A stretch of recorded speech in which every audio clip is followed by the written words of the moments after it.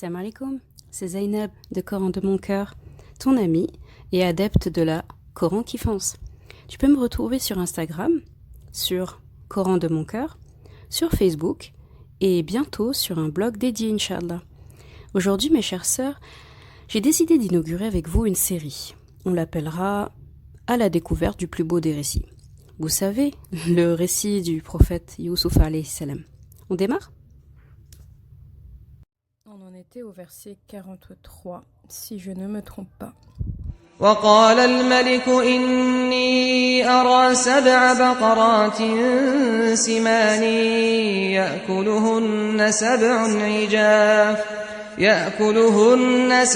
عجاف و7 سنبلات خضر وأخر يابسات يا أيها الملأ أفتوني في رؤياي إن كنتم للرؤيا تعبرون.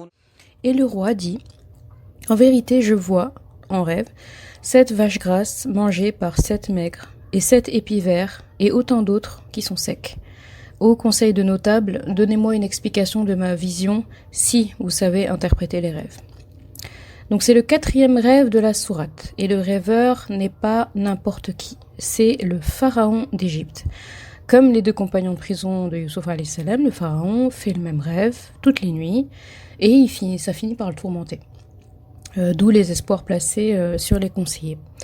Il dit Aftouni fi ru'yaya in kuntum li ru'ya ta'burun. Donc au conseil de notables, donnez-moi une explication de ma vision si vous savez interpréter les rêves. En arabe, quand on dit aftouni, donc ça vient de ifta, ça signifie interpréter une affaire complexe. Vous voyez, c'est pas ta'wil ru'ya. Ta'wil al-ru'ya, c'est, on avait dit que c'était l'interprétation de, de quelque chose de difficile. D'accord ? Donc, c'est pas spécifique à l'interprétation des rêves quand on dit aftouni. Et quand ils disent ta'burun, in kuntum li ru'ya ta'burun, ça correspond à l'interprétation spécifique aux rêves. Donc seulement les rêves. Donc en gros, il dit, expliquez-moi, si toutefois vous savez interpréter les rêves. Donc en somme, Pharaon est en train de dire aux notables, interprétez ma vision, tirez au clair sa complexité, si toutefois vous savez vraiment interpréter les rêves comme vous le prétendez. Donc on note une certaine nuance dans les paroles de Pharaon. Il aurait pu s'arrêter et dire donnez-moi une explication de ma vision, point. Mais il poursuit en disant si vous savez interpréter les rêves, ce qui laisse penser que ce sont les notables eux-mêmes qui se sont attribués la faculté d'interpréter les rêves. C'est eux qui se sont donné ce titre-là eux-mêmes et qui n'ont peut-être pas encore fait leurs preuves jusqu'alors. Donc Pharaon leur donne l'occasion à présent de faire enfin leurs preuves. Ça nous emmène au verset 44. قالوا أضغاث أحلام وما نحن بتأويل الأحلام بعالمين. Ils dirent, c'est un amas de rêves, et nous ne savons pas interpréter ces rêves. Nos a priori se confirment, pour le coup, pour excuser leur incapacité à interpréter le rêve du pharaon, rien de mieux que de réduire la valeur du rêve, d'accord ? Donc en disant c'est un amas de rêves. Donc un droth, quand on dit ça, ça veut dire vraiment un amas de choses qui n'ont aucune importance, des choses complètement insignifiantes. C'est ça quand on dit ad-droth, donc un tas de n'importe quoi. Autrement dit, ce sont des rêves inutiles, infondés, pleins de non-sens. Et nous, on ne sait pas interpréter les non-sens. Nous, on sait interpréter les vrais rêves, vous voyez ? Donc, non seulement ils sont incompétents, ils n'admettent pas leur incompétence, et en plus, ils dénigrent le rêve qui leur est exposé. Donc, c'est comme quelqu'un de nos jours à qui on pose une question sur un sujet qu'il ne maîtrise pas, et qui dénigre l'utilité de cette question pour ne pas avoir à y répondre au lieu de dire tout simplement qu'il ne sait pas. Et ça, c'est un grand problème, c'est une grande maladie, ça, du cœur, de ne pas admettre qu'on ne sait pas, alors que finalement, un des fondements de la foi, c'est justement d'admettre qu'on ne sait rien.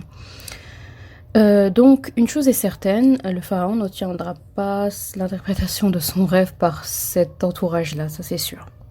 Versets 45 et 46, on va les faire en même temps.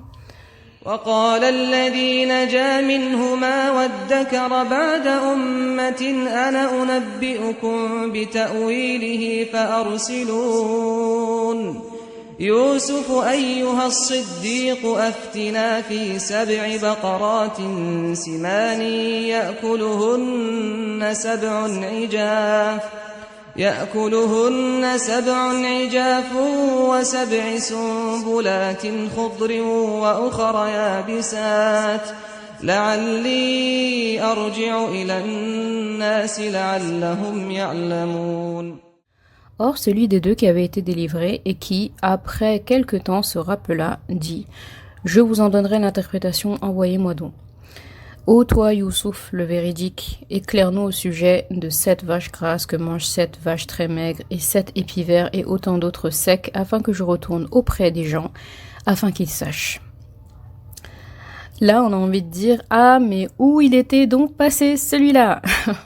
Serveur attitré du pharaon depuis sa sortie de prison, ce qui fait quand même un bon bout de temps, compagnon de prison numéro 1. Il avait sans doute tout entendu de la conversation du pharaon avec les notables au sujet des rêves, et qui d'autre que lui peut témoigner de Youssouf alayhi salam dans sa tête, et qui d'autre peut lui venir à l'esprit à ce moment précis que Youssouf alayhi salam. Mais est-ce que c'est facile pour un simple serveur de vin d'aller vers Pharaon et s'adresser à lui pour lui parler d'autre chose que du vin ou de ses affaires de serviteur? Non. C'est pourquoi il commence par capter l'attention du pharaon en étant rapide et précis sur sa future action. Je vous en donnerai l'interprétation. Il n'a pas cherché à palabrer, je connais quelqu'un qui, il a dit direct ça.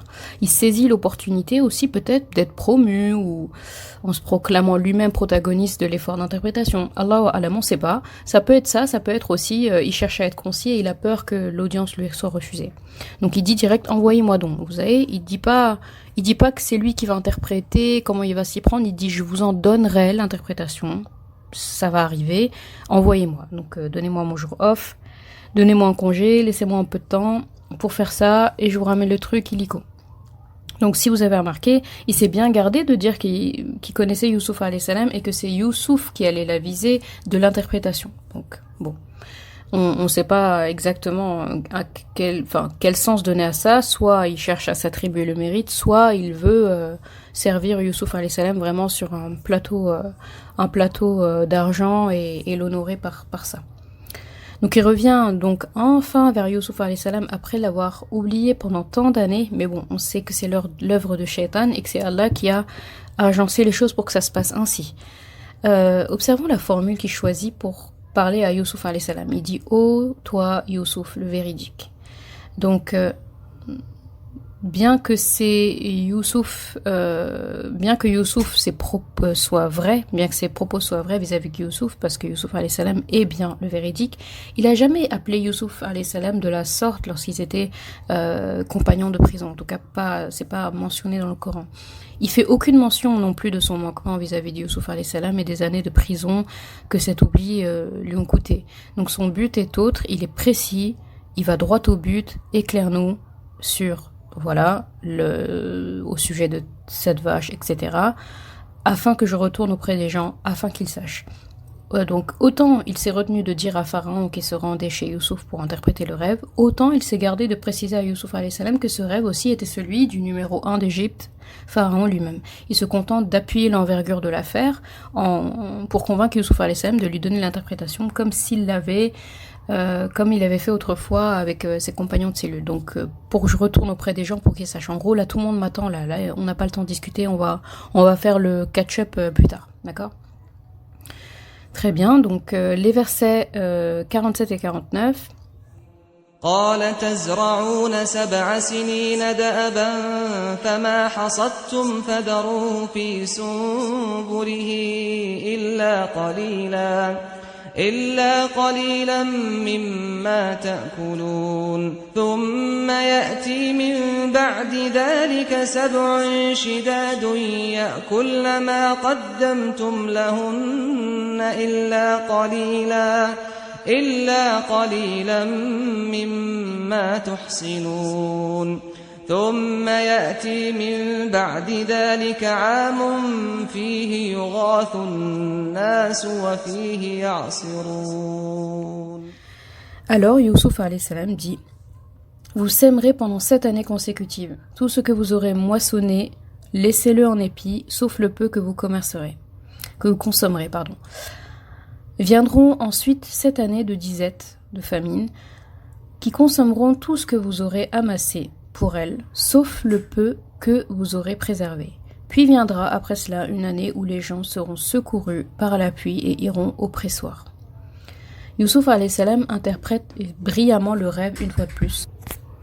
C'est difficile d'ajouter quelque chose à cette précision d'interprétation, mais on peut relever l'ingéniosité de Youssouf alayhi salam ici. Si vous avez remarqué, il ne se contente pas d'interpréter le rêve, mais à chaque étape, il donne une recommandation à suivre pour pallier au problème. Donc là, il fournit plus que ce qui lui est demandé. Je m'emmêle un peu les pinceaux. Tous les prophètes, sans exception, savaient travailler de leurs mains, et Youssouf alayhi salam, dans son enfance, il était en permanence aux côtés de son père, d'accord ? Il avait développé des aptitudes de ce côté-là, l'agriculture, les pâturages, etc. Donc les animaux, vraiment tout. C'était un berger. Il n'y a pas un seul prophète qui n'a pas été berger déjà. Mais là, c'est vraiment les talents d'agriculteur qui sont mis en avant. Donc les talents d'agriculteur qu'il avait développés avec son père font leur preuve dans l'interprétation de ce rêve. Tout ce que vous aurez moissonné, laissez-le en épi, sauf le peu que vous consommerez. D'accord ? Donc expérimentalement, conservez le blé dans son épi, ou la tomate sur sa tige par exemple. On l'a tous déjà acheté des tomates encore en grappe, ou des tomates complètement désolidarisées de leur tige. On sait que garder l'épi comme ça permet de multiplier considérablement son temps de conservation. Donc le blé peut se garder des années dans cet état-là. Tandis qu'à contrario, le retirer de son épi contraint à le consommer dans un délai réduit. D'accord ? Au vu des 7 années de disette qui se préparent, mettre de côté le blé pendant 7 années d'abondance était dans l'intérêt de tous, et il fallait forcément trouver une méthode qui puisse le faire. Donc son analyse, elle est précise, et ça ne nécessite finalement aucun effort de compréhension, tellement il a très bien expliqué, machallah. Ça nous emmène au verset 50. فلما جاءه الرسول قال ارجع إلى ربك فاسأله ما بال النسوة اللاتي قطعن أيديهن إن ربي بكيدهن عليم. Et le roi dit: Amenez-le-moi. Bien, lorsque l'émissaire arriva auprès de lui, Youssouf alayhi salam dit: Retourne auprès de ton maître et demande-lui quelle est la raison qui poussa les femmes à se couper les mains. Mon Seigneur connaît bien leurs ruses. On imagine le serveur, toujours notre ex-prisonnier numéro 1, qui retourne fièrement, précipitamment auprès de Pharaon pour l'aviser de l'interprétation du rêve, qui l'a tellement tourmenté. Mais Pharaon, il n'est pas dupe, il se doute bien que ce simple valet n'est pas connu pour une intelligence suffisante, en tout cas, à interpréter un rêve avec autant de précision, autant d'habileté, et en plus il y a les solutions à chaque étape de l'interprétation. Ce dernier a sûrement dû finir par avouer qui a vraiment interprété, d'où Pharaon qui demande sur le champ à voir ce prodige. C'est pour ça qu'il dit direct: amenez-le-moi. D'accord ? Donc Pharaon, on l'entend pas beaucoup parler. Un coup c'est pour interpréter le rêve, un coup c'est pour dire amenez-le-moi, il va le répéter encore dans les versets d'après. Voilà. Youssouf alayhi salam, lui, il est toujours en prison au moment de ces discussions, et quand vient enfin le moment tant attendu de la délivrance, finalement qu'il attend depuis des années, il répond à l'invitation de Pharaon par une revendication. Retourne auprès de ton maître et demande-lui quelle est la raison qui poussa les femmes à se couper les mains. Donc dignité et audace à la fois. Youssouf alayhi salam, il refuse de sortir de prison tant que son honneur ne sera pas restauré. À la lecture de ce passage, le prophète sallallahu alayhi wa sallam avait dit: Si j'étais resté en prison aussi longtemps que Youssouf, et que me serait venu le porteur de message, j'aurais accepté en toute hâte la mise en liberté. Masha'Allah, vraiment, mais quelle noblesse! Nous savons tous que le prophète sallallahu alayhi wa sallam, Mohammed sallallahu alayhi wa sallam, aurait agi comme Youssouf, si ce n'est mieux. Mais en parlant ainsi, il a voulu surélever, mettre en lumière l'action de son frère, de son prédécesseur, Youssouf alayhi salam, et montrer ainsi la grandeur de sa personnalité, la solidarité et le respect interprophète, tabarakallah, qu'Allah les ait en leur miséricorde. Donc ça, c'est beau. C'est beau parce que on sait tous que le prophète sallallahu alayhi salam ne se serait pas levé, et lui aussi, il aurait fait un acte aussi majestueux que Youssouf alayhi salam, mais en parlant comme ça, c'est comme si le prophète sallam se met un peu dans le commun des mortels, se met à la hauteur d'une personne lambda, il se rabaisse un peu, il se met en position basse pour dire oh, regardez ce qu'il a fait, regardez cet acte majestueux que Youssouf alayhi salam a fait. Ça permet aux gens de se concentrer sur l'action plus que sur la personne. Mon Seigneur connaît bien leur ruse. Tous les témoins et concernés de l'affaire s'étaient défilés jusqu'à présent. Donc l'affaire des mains coupées, bien sûr. D'accord? Donc laissant Youssouf alayhi salam face à son sort. Finalement, lui, eux, ils étaient tous occupés par le scandale. Elles ont taillé leurs mains. Les autres, ils se sont réunis après pour prendre une décision. Ils ont pris une décision. Ils l'ont jeté en prison. Ils ont oublié. Tout le monde a oublié. D'accord? Mais Allah, lui, il a tout vu. Et quand viendra le moment, nul ne pourra taire son jugement. D'accord? Donc Youssouf alayhi salam, il est en train de dire ok, bon, on va laisser poireauter pendant tout ce temps-là, mais Allah, lui, il sait. Donc je sors pas d'ici tant que c'est pas réglé. Bien. Verset 51. قال ما خطبكن إذ راوتن يوسف عن نفسه قلنا حاش لله ما علمنا عليه من سوء قالت امرأة العزيز الآن حصحص الحق أنا راودته عن نفسه وإنه لمن الصادقين. Donc alors le roi leur dit qu'est-ce donc qui vous a poussé à essayer de séduire Youssouf? Elles dirent à Allah ne plaise, nous ne connaissons rien de mauvais contre lui. Et la femme d'Al-Aziz dit maintenant la vérité s'est manifestée, c'est moi qui ai voulu le séduire et c'est lui vraiment qui est du nombre des véridiques. Le pharaon, sûrement stupéfait par la rhétorique de Youssouf alayhi salam, est visiblement pas au courant de l'affaire des politiciens et de leurs femmes et des mains coupées, etc. Il demande des explications. En gros, il est fait convoquer toutes ces femmes, leurs maris, il les appelle à la cour, c'est tous des femmes de ministres et c'est tous des ministres. Donc voilà, il demande des explications, ils disent qu'est-ce qui vous a poussé à faire ça? Qu'est-ce qui s'est passé? Expliquez-moi tout. Et donc, tout le monde s'explique, tout le monde parle, mais elles vont droit au but en fait. Elles ne parlent pas de ce qu'elles ont essayé de faire, elles ne parlent pas sauf la femme de l'Aziz, je parle des autres femmes, elles vont droit au but, Youssouf est quelqu'un de bien, on connaît rien de mauvais contre lui, voilà. Et là, tous les regards se tournent vers, voilà. Donc, regardez la réponse qu'elle donne. À Dieu ne déplaise, nous ne connaissons rien contre lui. Elles n'ont pas répondu à la question du pharaon finalement, il leur a dit qu'est-ce qui vous a poussé à... Et elles répondent il y a rien contre lui, c'est quelqu'un de bien.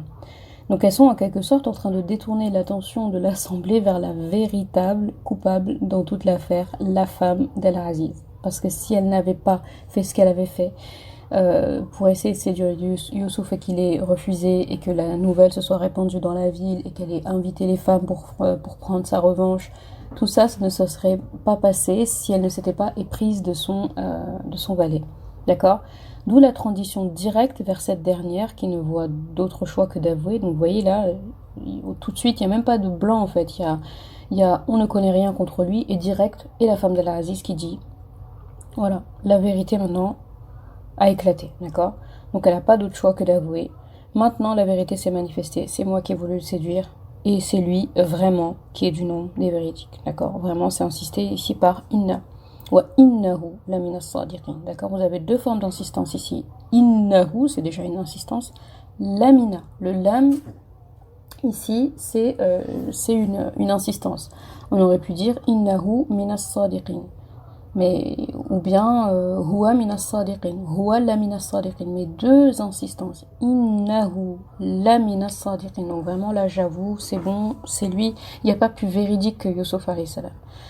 Donc et là, on a envie de dire, il était temps. Hein. Vraiment, si vous avez remarqué, depuis le début, c'est la première fois qu'elle avoue sa mauvaise conduite avec Youssouf alayhi salam, d'accord? Elle assumait ce qu'elle a fait, mais elle n'a jamais encore avoué sa faute et elle n'a jamais montré de remords. Bien que son entourage la savait fautive, tout le monde était au courant qu'elle était fautive, ça ne l'avait pas empêché de rester sur ses positions.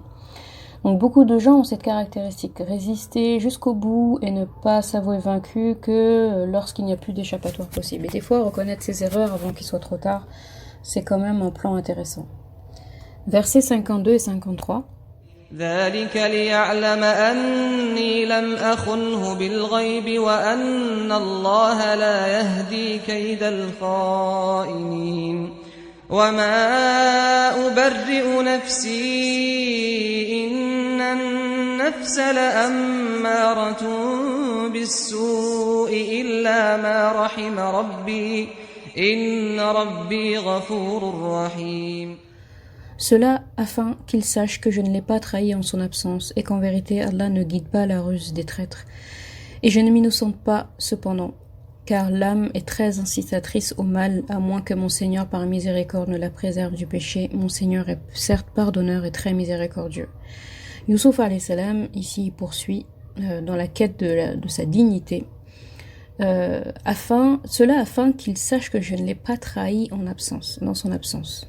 Donc là, il s'agit bien entendu de Al-Aziz. Donc vous voyez son ancien maître. Vous voyez comment il a gardé cette fidélité vis-à-vis de lui. Au moment où il a été jeté en prison, on peut dire que son maître, il s'est presque un petit peu désolidarisé de lui. En tout cas, il ne répond plus de Youssouf alayhi salam. Il a un peu abandonné en prison et oublié même là-bas.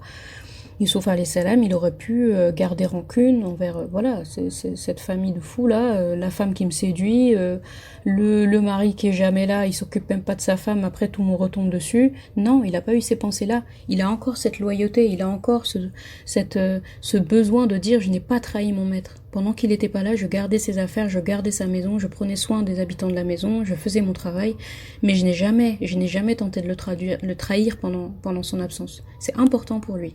Et ça devrait l'être pour tout le monde d'ailleurs. Donc puis, il marque un pas d'humilité là, qui est très beau, après avoir obtenu, entre guillemets, gain de cause. Finalement, là, il est innocenté, tout le monde est au courant. Que son absence en prison, ça voulait pas dire arrêter un scandale et montrer que c'est lui qui avait tort, mais c'est plutôt que on l'a jeté là-bas injustement. Parce qu'il dit, quand il marque ce pas d'humilité, et je ne m'innocente pas pour autant, car l'âme est très incitatrice au mal, à moins que mon Seigneur, jusqu'à la fin du verset. Donc il explique ici que le nefs, par essence, il est prompt à céder aux tentations, et que seul Allah peut aider contre ça. Vous voyez ce pas d'humilité qu'il a, cette marque d'humilité qu'il avance. Il a toutes les raisons d'être innocent, de dire qu'il est innocent, mais il temporise, c'est-à-dire que là il remet le mérite à Allah entièrement. Il a fait que rétablir ce qui devait être rétabli, il a fait que remettre les choses à leur place. Donc ça c'est très intéressant. Versets 54 à 57, c'est un petit groupe, donc on le lit ensemble. وقال الملك ائتوني به أستخلصه لنفسي فلما كلمه قال إنك اليوم لدينا مكين أمين قال اجعلني على خزائن الأرض إني حفيظ عليم وكذلك مكنا ليوسف في الأرض يتبوأ منها حيث يشاء نصيب برحمتنا من نشاء ولا نضيع أجر المحسنين ولأجر الآخرة خير للذين آمنوا وكانوا يتقون. Et le roi dit, amenez-le-moi, je me le réserve pour moi-même.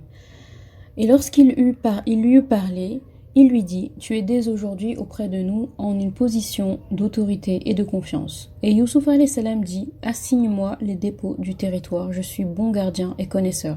Ainsi avons-nous affermi l'autorité de Youssouf alayhi salam dans ce territoire et s'y installer là où il le voulait. Nous touchons de notre miséricorde qui nous voulons et nous ne faisons pas perdre aux hommes de bien le mérite de leurs œuvres. Et la récompense de l'au-delà est meilleure pour ceux qui ont cru et pratiqué la piété.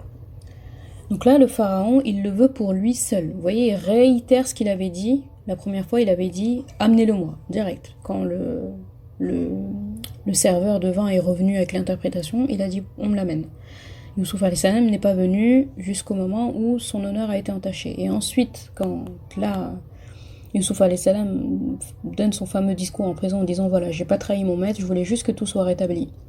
Là, il dit encore « Amenez-le-moi », mais il rajoute une précision, astakhlisu li nafsi, devant il y a ikhlas, il y a la notion de unicité, donc il dit vraiment je le veux que pour moi, je veux il soit à côté de moi, ça doit être mon bras droit lui, d'accord, donc vous me l'amenez tout de suite illico, je me le réserve pour moi-même. Donc en gros il se dit quelqu'un doté des qualités de Youssouf alayhi salam ne pouvait être qu'à prendre, pas à laisser, en disant je me le réserve. Il explique qu'il veut dorénavant plus d'intermédiaire entre lui et Youssouf. Vous voyez, à chaque fois qu'il parlait à Youssouf alayhi salam, là, il envoyait quelqu'un et il revenait. C'est une balle qui part et qui vient, d'accord? Ça peut être un peu agaçant, d'accord? Quand vous voulez, surtout quand vous commencez à avoir de l'estime pour quelqu'un, là, vous avez envie de virer tous les intermédiaires et dire non, je veux lui parler directement, je veux voir comment il respire, comment il parle, comment il s'aide, comment sa gestuelle, tout, comment il regarde les gens. Là, il le veut vraiment pour lui.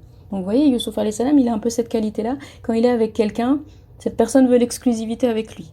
Son père, très proche de lui, les caravaniers qui l'ont attrapé, ils voulaient s'emparer de lui pour en faire profit. Al-Aziz et sa femme, clairement, elle voulait pour elle, voilà ce qui l'a mené à sa perte. Et là, maintenant, c'est Pharaon qui veut l'exclusivité. D'accord ? Tu es dès aujourd'hui auprès de nous en une position d'autorité. Il lui promet également, donc, par là, prospérité. D'accord ? Et lui accorde une place enviable auprès de lui. Vraiment. Donc Pharaon lui assure ainsi la sécurité, position d'autorité, de confiance. Il n'a pas oublié son affaire avec les femmes de politiciens et leurs époux. C'est pour ça qu'en fait, il lui donne directement l'autorité, d'accord ? Il a connaissance que Youssouf alayhi salam s'est fait quelque part des ennemis, d'accord ? Et qui va sûrement être envié des autres politiciens en ayant obtenu gain de cause. Donc par là, il le protège un petit peu, d'accord ? Il lui dit en gros... T'es mon chouchou, t'es mon favori, t'es mon bras droit, voilà. Quant à Youssouf alayhi salam, sa réponse est encore une fois surprenante et audacieuse. Là, ça n'a rien à voir avec le petit Youssouf du début du rêve, effrayé par ce qu'il est en train de raconter de son rêve. Vous vous rendez compte quand même, Pharaon lui dit tout ce qu'il lui dit, en gros, voilà, après ça on a envie de dire, mais que vouloir de plus ? Youssouf alayhi salam rajoute une parole audacieuse, il dit... Assigne-moi les dépôts du territoire, je suis bon gardien et connaisseur. Il ne se contente pas de la position d'autorité qui vient de lui être octroyée, il va plus loin. Premièrement, il a donné précédemment l'interprétation du rêve de Pharaon et la conduite à tenir pour mener à bien la survie du pays. Deuxièmement, il sait que son application ne sera pas bien effectuée par des tiers, alias les politiciens, car elle relève de responsabilités occupées par les ministres de Pharaon, la responsabilité fiscale entre autres, et il sait pertinemment que la plus grande corruption est celle qui relève des finances. Et Youssouf alayhi salam, il a suffisamment côtoyé les ministres politiciens dans tout genre pour savoir à quel point ils peuvent être corrompus. Troisièmement, c'est pas le moment pour Youssouf alayhi salam de jouer au modeste. C'est le moment de prendre le taureau par les cornes, de porter la responsabilité. C'est pourquoi il propose sans hésitation au pharaon de lui assigner les dépôts du territoire. En gros, les finances du pays, la gestion de l'agriculture, des denrées alimentaires, etc. Tous les dépôts du pays, il les demande pour lui. Autrement dit, donc la gestion des récoltes, la trésorerie du royaume, tout ce que vous voulez. Il dit en quelque sorte, personne n'est mieux disposé à porter cette charge que moi. Parce qu'il dit, je suis bon gardien et connaisseur. Donc, inni hafizun alim. D'accord ? Et là, il a dit vrai. Et Pharaon, il le sait, il n'a même pas besoin que Youssouf alayhi salam le lui prouve. Un homme qui interprète un rêve avec autant de précision, qui est aussi stratégique dans la gestion à avoir du pays, il est forcément connaisseur. Donc là, alim, c'est assuré. Un homme qui n'attend rien en retour, qui est reconnu comme une personne de bien, même par celle qui l'avait trahi auparavant, d'accord ? Donc il est reconnu par tout le monde comme quelqu'un de bien, il est forcément digne de confiance et il sera forcément bon gardien pour le coup. Donc hafizun alim, d'accord ? Donc là, Youssouf alayhi salam, il marque Il marque son autorité, il marque sa confiance, il marque ses connaissances, d'accord? Donc on voit que la personnalité de Youssouf alayhi salam a bien évolué par rapport au début de son récit. Au début de la sourate, on voit un jeune Youssouf alayhi salam effrayé à l'idée que sa famille se prosterne un jour devant lui. À présent, on se trouve face à un adulte sûr de ses décisions. Lorsqu'il s'agit de prendre des responsabilités de cette importance, il les saisit fermement. En gros, quand faut y aller, faut y aller. Car on peut dire qu'il est question de vie ou de mort, la survie d'un pays tout entier en dépend. Et accessoirement, les pays voisins aussi, parce que la famine va pas toucher seulement l'Égypte, mais tous les pays aux alentours, d'où le fait que certains vont devoir venir s'approvisionner en Égypte, et c'est ça qui va amener la venue des frères, si vous connaissez bien sûr l'histoire. Donc là, ça nous amène à notre morale numéro 6. Avec le raisonnement de Youssouf alayhi salam, on apprend à faire la balance entre humilité et prise de responsabilité. Et ça, c'est très important comme notion. Laissez-moi vous raconter. Abu Bakr as-Siddiq, radiallahu anhu, premier calife et compagnon du prophète sallallahu alayhi wa sallam, dit à Omar ibn Khattab, au moment de choisir un successeur au califat: 2 types de personnes sont injustes ou fautives dans la vie. Le premier, c'est celui qui prend le commandement alors qu'il sait qu'il existe plus compétent que lui. Et le deuxième, c'est celui qui refuse le commandement par modestie alors qu'il sait qu'il n'existe pas plus compétent que lui. Et par là, il risque de laisser le commandement à quelqu'un d'incompétent. Et ici, on parle de commandement surtout d'un pays, d'accord ? C'est pas un petit truc. Donc on apprend que rester humble, avoir de l'humilité, n'empêche pas de prendre ses responsabilités et de remplir la tâche qu'on doit remplir. D'accord ? Ça, c'est hyper important. Donc ainsi avons-nous affermi l'autorité de Youssouf dans ce territoire. Il s'installait là où il le voulait. Nous touchons notre miséricorde qui nous voulons et nous ne faisons pas perdre aux hommes de bien le mérite de leurs œuvres. À présent, il est bel et bien installé.